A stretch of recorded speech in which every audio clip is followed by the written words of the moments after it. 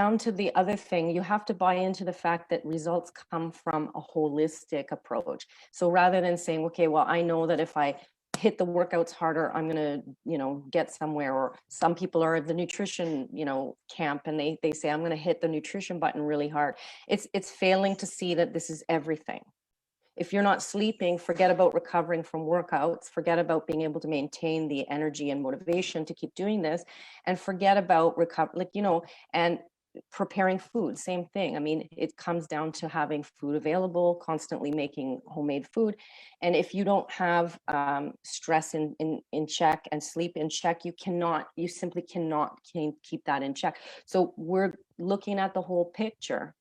And then when we look at how come people then can't carry through on, for example, getting to bed on time, setting some limits around their own personal time to make time for meal preparation and sleep and all this, then you start to get into these dark areas of like, okay, are you good at setting limits and saying no?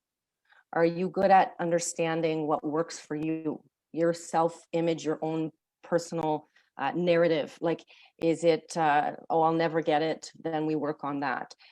Is it something related to efficiency?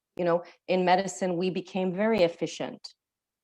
You know what I mean? If you weren't, forget it. You didn't get anything done. The military is very much like that too, but not every avenue of life presents people with an opportunity to kind of squish a lot of things in a short period of time, and practice makes that better. So if you're inefficient with your time, you've lost sight of how to prioritize things, okay?